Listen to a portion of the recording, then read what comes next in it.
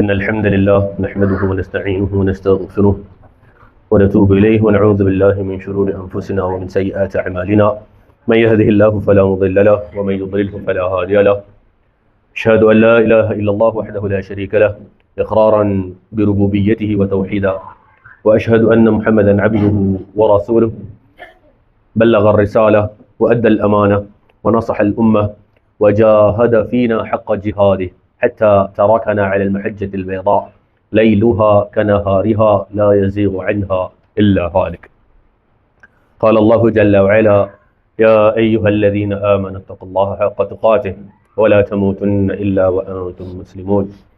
يا أيها الناس اتقوا ربكم الذي خلقكم من نفس واحدة وخلق منها زوجها وبث منهما رجالا كثيرا ونساء واتقوا الله الذي تساءلون به والأرحام إن الله كان عليكم رقيبا.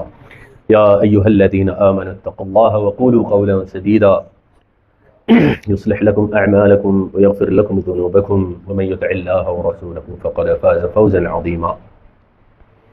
فإن أصدق الحديث كتاب الله وخير الهدي هدي محمد صلى الله عليه وسلم وشر الأمور محدثاتها وكل محدثة في الدين ضلالة وكل ضلالة في النار والعياذ بالله. أما بعد.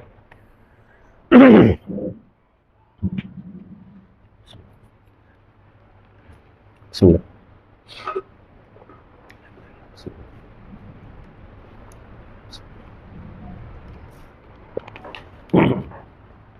Ahibai, a'azzani Allah wa iyyakum jami'an. Segala puja dan puji syukur kita panjatkan ke hadirat Allah Subhanahu wa taala yang telah mengumpulkan kita pada hari ini dalam rangka melaksanakan iftar secara berjamaah. Walaupun ianya merupakan suatu yang ad hoc, ana dengan akh Fuad kita baru beberapa jam saja discuss prior to the announcement. Namun alhamdulillah Allah permudahkan. La haula wala quwwata illa billah. Tiada daya dan tiada upaya kecuali dengan Allah Azza wa Jalla. Janganlah kita berbangga atas suatu perkara tu bahawasanya itu adalah effort dari kita. Kita yang buat, kita yang bagus, kita yang segalanya. Tak. Tapi semuanya adalah dengan izin Allah Azza wa Jalla. Selalu kembalikan segala kurniaan dan kenikmatan kepada Allah Azza wa Jalla. Jangan merasa bongkak, jangan merasa sombong, aku yang bagus, aku yang buat ni, aku yang buat tu dan sebagainya. La, kalla. Semoga Allah menerima amal ibadah kita sepanjang 9 hari pertama daripada Zulhijjah, dan pastinya Yaum Arafah tadi merupakan hari yang sangat penting. Di antara perbandingan yang sangat ketara antara Yaum Arafah dengan Lailatul Qadar, kita semua tahu Lailatul Qadar tu khairun min alfi syahr. Tapi Lailatul Qadar adalah hari yang kita tak tahu bila harinya. Sedangkan hari Arafah adalah hari yang kita pasti tahu harinya. Masya Allah, tabarakallah. Maka kedua-duanya ada fadilat masing-masing. Di antara fadilat hari Arafah ialah tidak ada hari yang Allah bebaskan hamba-hambanya dari neraka yang lebih ramai daripada hari Arafah. Maka rugilah seseorang yang pada hari Arafah dia tak terlepas daripada api neraka. Nak menunjukkan betapa kita sepatutnya merayu kepada Allah Azza wa Jalla. Jadi hari Arafah ni bukan kata minta je, tapi merayu. Bagaikan isakan anak kecil yang terisak-isak minta kepada Allah Azza wa Jalla. Dan kita juga berterima kasih kepada semua yang telah turut sama menjayakan iftar pada hari ini, baik dari segi sumbangan jasa dan tenaga, harta, dan juga mereka yang sponsor. Naam. Man lam yashkurin nas, lam yashkurillah. Siapa yang tak berterima kasih kepada manusia, niscaya dia tidak berterima kasih kepada Allah. Siapa yang tidak mensyukuri manusia, niscaya dia tidak bersyukur kepada Allah Azza wa Jalla. Ikhwani wa akhwati azani Allah wa iyyakum jami'an. Apa yang anda nak kongsikan pada hari ini, kalau antum perasan tadi waktu kita solat maghrib, anda baca surah apa? Rakaat pertama Al-Kawthar. Okay? Unpopular opinion.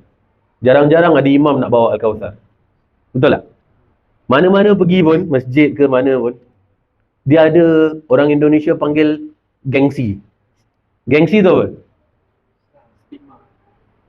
Stigma atau kira macam jaga air muka lah. Takkan bawa Kausar kan? Nah, pasal apa? Dia surah yang paling pendek dalam Al-Quran. Tak ada surah yang lebih pendek dari Al-Kausar. Tapi ada sebab kenapa nak bawa Al-Kausar. Ana memang nak base our sharing today berdasarkan surah Al-Kausar. Ana yakin yang kecil di antara kita pun hafal surah ni. Di mana Allah Azza wa Jalla berfirman, "Inna a'tayna kal kautsar fasalli li rabbika wanhar inna syani'aka huwal abtar." Siapa yang sebelum ni pernah baca terjemahannya atau across tafsirnya, kalau ada, alhamdulillah. Antum tak perlu angkat tangan lah cakap anda dah belajar tafsir surah ni. Tapi kalau belum, then kita perlu introspect and self-reflect diri kita. Paiseh tak agak-agak surah yang paling pendek dalam Quran tapi kita tak tahu tafsir dia? Paiseh ke tak paiseh? Paiseh kan? Ana tak cakap Baqarah, Imran, Nisa, semua tak tahu. Al-Kautsar. Al-Kautsar, surah paling pendek tapi sampai hari ini umur kita dah 20-an, 30-an, 40-an. Jangan kata tafsir, mungkin terjemahan pun belum baca. Maka anak kat sini bukan nak hang orang ke sound orang ke, bukan. Tapi nak membakar semangat antum untuk nak mendalami lebih dalam lagi. Sebagai upaya untuk memberi kita kesedaran, awareness. Bagaimana pentingnya. Okay, anak-anak kecil, anak-anak kita yang dekat weekend madrasah atau yang pergi kindergarten, madrasah tu, madrasah ni, silap hari bulan diorang dah belajar dah tafsir Al-Kautsar. Kita yang bapak dia, yang abang dia, yang pakcik dia, yang datuk dia belum baca ni. Nah. Baik. Apa yang berlaku dalam surah Al-Kautsar ni adalah sababun nuzul dia. Surah ni surah Makkiyah. Means surah yang turun sebelum hijrah. Sebelum hijrahnya Nabi SAW ke kota Madinah. Nabi SAW baru sahaja kehilangan putera baginda Nabi SAW yang kedua, yang bernama Abdullah. Baru meninggal. For the record, Nabi SAW memiliki 7 orang anak. Just a recap, side track sikit. Iaitu 3 anak laki-laki dan 4 anak perempuan. 3 anak lelaki adalah Al-Qasim. Sebab tu kunyah Nabi SAW, gelaran Nabi ialah Abul Qasim, Muhammad ibn Abdullah. Abul Qasim. Macam anak Abu Hamzah, kan? Nabi Abul Qasim. Ada Al-Qasim, ada Abdullah, ada Ibrahim. Ini 3 anak lelaki. 4 anak perempuan, ada Zainab, ada Ruqayyah, ada Ummu Kulthum, ada Fatimah. 7 anak Nabi radhiyallahu anhum jami'an. 6 dari mereka meninggal dunia sebelum Nabi Muhammad sallallahu alaihi wasallam. Hanya satu sahaja yang outlive the Prophet sallallahu alaihi wasallam, iaitu Fatimah. Di mana Fatimah pun menjelang 6 bulan setelah meninggalnya Nabi, Fatimah pun meninggal. Tapi 6 anak meninggal sebelum Nabi sallallahu alaihi wasallam, iaitu Al-Qasim, Abdullah, Ibrahim, Zainab, Ruqayyah, Ummu Kulthum. 6 meninggal. Fatimah sahaja yang uplift the Prophet sallallahu alaihi wasallam. Asyahid, peristiwa yang berlaku ketika itu adalah meninggalnya Abdullah. Abdullah ibn Muhammad ibn Abdullah. Abdullah bin Muhammad meninggal dunia. Kemudian di kalangan Quraisy, Mekkan Quraisy ketika itu, seseorang yang tidak memiliki zuriat anak lelaki, dia akan dipanggil abtar. Abtar. Dalam ayat inna syani'aka huwal abtar. So abtar ni adalah sebuah terma yang digunakan bagi seseorang yang dia tidak ada lineage. Dia tak ada descendant dari lelaki, tak ada bin. Asal anak Nabi meninggal, Al-Qasim meninggal, Abdullah pun meninggal. Ibrahim datang kemudian pun meninggal juga. Anak perempuan lain cerita. Dia tak panggil abtar. Tapi kalau tak ada anak lelaki, memang tak dilahirkan anak lelaki sama sekali, atau dilahirkan bagi dia anak lelaki namun anak lelaki dia meninggal. maka dipanggil abtar. Dia tak ada orang yang menyambung legacy dia, menyambung zuriat dia. Jadi, siapa yang sebut Nabi abtar? Siapa yang mencela Nabi, mencemuh Nabi, tease Nabi dengan kalimat abtar? Siapa? Very good. Ana, I like the fact that you speak up. Ada yang sebutkan tu, nah, tapi sababun nuzul menyebutkan seseorang yang bernama Al-As ibn Wa'il. Al-As ibn Wa'il. Kalau ikut beberapa daripada remarks of mu'arrikhin, ahli sejarah, mereka kata itu adalah bapaknya Amr bin Al-As. Itu Al-As bin Wa'il. Kira Amr bin Al-As bin Wa'il. Dan ada saudara lagi, iaitu Hisham ibn Al-As. Dia dua bersaudara, Amr dengan Hisham. Now, Al-As bin Wa'il ni, dia yang cari pasal dengan Nabi sallallahu alaihi wasallam. Dia ada kira debate dengan Al-As bin Wa'il. Kemudian Al-As bin Wa'il pergi ke pembesar Quraisy. Kemudian pembesar Quraisy cakap dengan Al-As, "Ya Al-As, engkau baru berbicara dengan siapa?" "Alah, aku tadi baru berbual dengan si abtar tu." Wah, dia cakap macam itu. "Aku berbual dengan si abtar tadi." Referring to Nabi Muhammad sallallahu alaihi wasallam. Sakit hati tak dengar? Sakit hati. Maka memang baginda Nabi sallallahu alaihi wasallam lost his son Abdullah radhiyallahu anhu. Namun di sini kita lihat betapa indahnya tasliyah daripada Allah Azza wa Jalla. Tasliyah tu maknanya ialah memberi hiburan, and to entertain. Tasliyatan. Di mana Allah Azza wa Jalla, instead of discussing on the loss of the Prophet sallallahu alaihi wasallam, Allah sebut kepada Nabi Muhammad, "Ya Muhammad, inna a'tainaka al-kautsar." Wahai Muhammad, sesungguhnya kami telah memberikanmu al-kautsar. Jadi Allah divert the attention of the Prophet kepada Al-Kautsar. Instead of focusing on the loss and be saddened by that, focus on the blessings of Allah Azza wa Jalla. Sungguhnya kami telah memberikan kamu Al-Kautsar. Sekarang Al-Kautsar ni apa? Aywa? Telaga Nabi sallallahu alaihi wasallam. Telaga Kautsar. Telaga Kautsar. Itu yang paling exact. Yang kita biasa dengar Kautsar je, kita tahu ni telaga Nabi sallallahu alaihi wasallam. Putihnya lebih putih daripada susu, manisnya lebih manis daripada madu, dan jumlahnya bagaikan nujum fis sama, bagaikan bintang di langit, banyaknya. Namun selain daripada makna telaga Kautsar yang kita tahu, itu makna dari segi nanti di akhirat. Nabi sallallahu alaihi wasallam mendapatkan Kautsar. Namun di dunia juga Nabi mendapatkan Kautsar. Baik, Kautsar ni dari apa? Kautsar ni daripada terma kathirun. And I'm sure antum semua tahu kathirun tu apa? Iaitu banyak. So bila Allah sebut inna a'tainakal kautsar, sesungguhnya kami telah memberikan kamu wahai Muhammad al-kautsar, we have given you blessings in abundance. Kautsar dari kathir. Dia panggil sirah mubalaghah. Dari segi linguistics, dia panggil mubalaghah. Means ada emphasis dan dia ada berlebihan, takkid, banyak.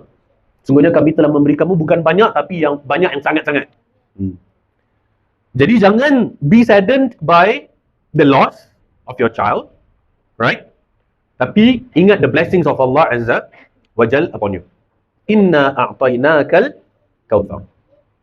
Fasalli li rabbika wanhar. Iaitu apa? Maka solatlah dan li rabbika, solatlah untuk Tuhanmu, wanhar. Wanhar iaitu lakukanlah sacrificial act, menyembelih. Kita tengok bahasa dulu sebelum anda bahas ayat ni. Kita tengok kepada segi bahasa. An-nahr, nun ha ra. Dan besok ni pun dipanggil yaumun nahar. Ada namanya nahar, nun ha ra, bukan nahrun. Kalau ha, dia dah jadi sungai. Nahrun, anhar. Tapi nahar bil ha. Dia ada nahar, dia ada zabah. Apa beza nahar dengan zabah? Kalau zabah, itu yang biasa kita dengar, iaitu sembelih. Zabaha yadbahu, objek yang disembelih dinama zabiha, itu adalah proses penyembelihan bagi kambing dan lembu. Dipanggil zabah. Ana azbahu ghanaman atau baqaratan. Kambing, lembu. Dia panggil zabah. Tapi bila kita guna nahar, nahara, itu adalah terma yang digunakan khusus untuk unta. So, unta dia tak panggil zabah, dia panggil nahar. Kerana cara sembelih unta lain. Dia berdiri tegak, tak perlu tumbangkan. Kalau kambing, lembu kita kena tumbangkan. Tak. Unta tu berdiri tegak, kemudian instead of sembelih macam kambing, lembu, dia rodok dekat dia punya neck dia, kat tengkuk dia. Antum boleh cari kat YouTube, okay, slaughtering of camel. Nanti dia tunjuk macam mana. Dia bukan macam typical lembu, kambing, tak. Hewan tu berdiri lagi, tegak itu, rodok. So dia tak panggil zabah, dia panggil nahar. Lain nama dia, tak sama. Okay. Jadi Yaumun Nahar ialah yaum hari korban. Allah gunakan nahar. Allah could have used zabah, tapi Allah used nahar. Still on the linguistic part, sebelum mana touch on the ayat again. Kita biasa dengar bahawasanya yang namanya sembelih kambing, kita boleh sembelih kambing, kita boleh sembelih bahagian, kan? 1/7 bahagian lembu atau 1/7 bahagian unta dan sebagainya, betul tak? Okay. Dia punya afdhaliyah, dia punya virtues, okay, dia punya in order of the virtues is that yang paling afdal kalau seseorang mampu menyembelih unta seekor, nama dia seorang. Bukan bahagian. Seekor dia seorang. Itu paling afdal. Okay. Kalau tidak, dia sembelih kambing seekor, nama dia seorang. Right? Now, when it comes to bahagian 1/7 lembu atau 1/7 kambing, misalnya, 1/7 lembu atau 1/7 unta. Maka soalannya sekarang, atau yang menjadi penting untuk kita ketahui bahawasanya, untuk menyembelih seekor kambing seorang, itu lebih afdal daripada 1/7 lembu atau 1/7 unta. So if you want to go unta atau lembu, then seekor tu nama seorang. Kalau kata 1/7, maka 1 ekor kambing nama seorang lebih afdal daripada 1 nama dari 1/7 of lembu atau unta. Dari segi dia punya afdal. And kita tahu kambing tak boleh share. Dia kambing ni tak boleh 2-3 nama, okay, tinti letak 50-50 ke apa, tak boleh. Dia kena daripada satu orang. Dia tak boleh share-share untuk beli seekor kambing. Right? So satu kambing lebih afdal daripada 1/7 of lembu atau unta, tapi 1 ekor lembu atau 1 ekor unta lebih afdal dari 1 ekor kambing. Dapat dia punya perbandingan. Ini dari segi linguistik lagi. Kemudian sekarang ni yang menjadi asyahid atau yang tickle us, kenapa dalam banyak-banyak ibadah, kita tahu rukun Islam ada 5 dan banyak ibadah lain, tapi yang Allah sebut dalam surah Al-Kawthar adalah suruh solat dan suruh sembelih. Padahal ada zakat. Padahal ada puasa. Sedangkan zakat tu tak pernah pisah dengan solat. Dalam mana-mana bahagian lain, semua zakat melekat dengan solat. Aqimus salata wa atuz zakat. This is one of those rare moments yang solat datang, tapi tak datang zakat lepas tu. Yang datang adalah suruh sembelih. Di sini, pertama, ia adalah perintah Allah. Bila mana seseorang telah diberi kurniaan yang begitu banyak oleh Allah Azza wa Jal, inna a'tainakal kautsar, maka kita nak kena be grateful and be thankful for it. Maka dengan itu, solatlah engkau dan sembelihlah. Buatlah ibadah. Okay? Tak boleh tak mensyukuri dan sebagainya. Even dalam surah An-Nasr pun, idza jaa nasrullahi wal fath, datang kemenangan dari Allah, kan? Kemudian Allah surah apa? Wa ra'aitan nasa yadkhuluna fi dinillahi afwaja fasabbih bihamdi rabbika wastaghfirhu. Kat situ pun Allah ada perintah. Dah datang kemenangan, fasabbih. Maka puji-pujilah Allah, wastaghfir, dan minta ampun. So selalu ada dia punya follow up. Bila Allah dah kurniakan. Dalam Al-Kawthar, Allah kurniakan, kemudian Allah pesan Nabi Muhammad SAW, maka solatlah dan sembelihlah. Kenapa solat dan sembelih? Kalau kita tengok urutan surah tu, dia datang selepas surah Al-Fil, kemudian surah Quraisy, kemudian surah Al-Ma'un, kemudian surah Al-Kawthar. Dia semua ni saling terkait. Bahkan terkaitnya Fil dengan Quraisy, sampai sebahagian ahli Quran menyatakan itu sebenarnya satu surah. Fil dengan Quraisy. Sebab tu you'll find ada reciters yang baca Al-Fil, kemudian sambung Quraisy, tak pisah dengan basmalah pun. Terus sambung. Pasal ada yang menyatakan bahawasanya dia satu surah. Dia bukan dua surah yang terpisah. Itu Fil dengan Quraisy. Kemudian Ma'un. Kemudian Kawthar. Ni semua terkait. Antum kalau nak kena duduk baca deep tentang apa tu istilahnya ta'alluq, keterkaitan antara satu surah dengan satu surah yang lain. Bahkan tertib penyusunan surah tu. Cuma apa yang anda dapat kongsikan sekarang, kenapa Allah specifically sebut solat dengan sembelih? Kerana itu adalah menyambung legasi daripada ayahanda kamu, iaitu Ibrahim alaihissalam. Kita tahu Nabi Muhammad SAW merupakan keturunan daripada Nabi Ibrahim dengan isteri Siti Sarah. Kemudian anak Nabi Ismail turun zuriat. Sampailah Nabi Muhammad SAW, Muhammad ibn Abdullah bin Abdul Muttalib, ibn Hashim ibn Abdul Manaf ibn Qusay ibn Kilab bin Murrah bin Ka'ab bin Lu'ay bin Ghalib bin Fihr bin Malik bin Nadhr bin Kinar bin Mudrikam bin Khuzaimah bin Mudhar bin Nizar bin Ilyas bin Mudrikam bin Khuzaimah bin Idris bin Ilyas bin Nadhr bin Nizar bin Ma'ad bin Adnan. Terus bin Ismail bin Ibrahim. Dia terus sambung sampai bin Ismail bin Ibrahim alaihi salam. Maka bila Allah sebut fasalli li rabbika wanhar, kita tahu dalam masalah solat, Nabi Ibrahim pernah doa apa? Rabbi ja'alni muqimas salati wa min dhurriyyati. Ya Allah, jadikanlah aku dan zuriat aku orang yang menegakkan salat. Balik kepada Nabi Ibrahim punya cerita.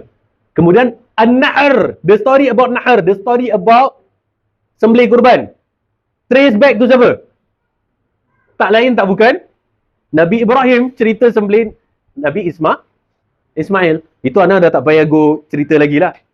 Nanti kita tak balik nanti. Kan? So bila Allah sebut tu tentang fasalli li rabbika wanhar, dia bukan kosong-kosong gitu je. Dia semua ada dia punya keterkaitan. Kenapa solat yang disebutkan, kenapa sembelihan yang disebutkan? Kerana itu surah Makkiyah dan Nabi Muhammad SAW merupakan keturunan Nabi Ibrahim, dan itu semua adalah menyambung legasi atuk moyang Nabi Muhammad SAW, iaitu Nabi Ibrahim alaihissalam. Kemudian Allah akhirkan dengan apa? Inna syani'aka huwal abtar. Syani' dia daripada fi'il apa tahu? Because Al-As bin Wa'il tadi dia cakap dengan Nabi Muhammad SAW, ya Muhammad, inni la ashna'uka. Syani' bermakna membenci. Jadi Al-As bin Wa'il cakap kepada Nabi Muhammad, aku benci kau. Inni la ash'anuk. Maka Allah sebut dalam akhir Al-Kawthar, inna syani'aka, sesungguhnya orang yang membenci kau itu huwal abtar, dialah yang abtar. Allah pas balik, kena dekat si kelepek, kena mukanya Al-As bin Wa'il. Kira macam cerita Abu Lahab juga. Antum semua familiar kan? Surah Al-Lahab, Al-Masad, kena patah balik dekat Abu Lahab. So ini cerita ni Al-As bin Wa'il nama dia. Inna syani'aka huwal abtar. Sungguhnya yang membenci kamu itu dialah yang abtar. Dialah yang terputus daripada segala kebaikan. So tadi anda dah sebut Kautsar tu merupakan telaga, betul? Dan itu adalah makna akhirat. Tapi dia ada makna duniawi juga. Bila Allah sebut, wahai Muhammad, sesungguhnya kami telah memberikan kamu blessings in abundance, itu bermakna bahawasanya kami telah memberikan kamu yang banyak sangat berupa kebaikan, kerahmatan, segala apa benda yang baik dalam hidupmu, di mana kamu meninggal dunia tapi nama kamu disebut, oleh manusia, kamu memiliki followers yang berbilion manusia dan sebagainya. Sedangkan Al-As bin Wa'il, kalau nak tak sebut, orang pun tak ingat nama dia. Orang tak tahu pun nama dia. Betul tak? Tapi kalau siapa sebut Nabi Muhammad, semua tahu. Sallallahu alaihi wasallam. Jadi bila Allah sebut Al-Kautsar, itu bukan untuk limited tu telaga akhirat, tapi kebaikan dalam dunia. Kebaikan atas kebaikan yang begitu banyak sekali. Itu yang dimaksudkan dengan kami telah memberikan kamu Al-Kautsar. Kebaikan yang sangat banyak. Fasalli li rabbika wanhar, salat dan sembelihlah untuk Tuhanmu. Inna syani'aka huwal abtar. Sesungguhnya yang membenci kamu dialah yang abtar, maknanya dialah yang terpotong, iaitu bukan kata dari segi zuriat sahaja, tetapi dia terpotong dari segala kebaikan. Dari segala kebaikan. Dan Al-As bin Wa'il ni sampai sudah tak masuk Islam. Dia terputus daripada segala kerahmatan, hidayah, kebaikan, keharmonian dalam hidup, prosperity dan segala apa semua dia abtar. Abtar iaitu terputus. Bukan kata dari segi lineage dia je, tapi dari kerahmatan Allah Azza wa Jalla. Nah, ada banyak lagi yang nak boleh kongsikan, namun anak kira cukuplah dulu. Antum semua pun nak get ready, nak beridul adha besok pagi. Terima kasih kerana menyahut, sudi datang menyahut untuk sama-sama kita iftar bersama. Sekali-sekala kan. Best juga kan? Betul tak? Ramadan kemarin kita ada buat iftar. Tapi kita fahamlah kalau Ramadan orang nak tarawih dan sebagainya. Kita kemarin Ramadan dan kita tarawih juga dekat sini. Ya. So insya-Allah moga kedepannya kita terus dapat berukhuwah fillah. Okey, bersaudara kerana Allah, dan kita berharap agar kita dimasukkan dalam golongan the seven shades of Allah. Kenapa the seven shades of Allah? Sab'atun yudhilluhumullahu fi dhillihi yawma la dhilla illa dhilluh. 7 golongan yang mana mereka akan mendapatkan naungan dari Allah hari di mana tiada naungan kecuali naungan daripada Allah. Dan di antara 7 golongan itu adalah 2 saudara se-Islam, se-iman, yang mana mereka berkumpul kerana Allah dan mereka berpisah kerana Allah juga. Tak ada niat lain. Tak ada niat lain. Tak ada udang sebalik batu. Jumpa kerana Allah dan berpisah kerana Allah, dan moga hari ini dan tempat ini dan masa ini menjadi saksi bahawasanya kita semua berkumpul dan berpisah kerana Allah Azza wa Jalla. Subhanakallahumma rabbana wa bihamdika asyhadu an la ilaha illa anta astaghfiruka wa atubu ilaik. Wa akhiru da'wana alhamdulillahi rabbil alamin. Wabillahi taufiq wal hidayah. Wassalamu alaikum warahmatullahi wabarakatuh.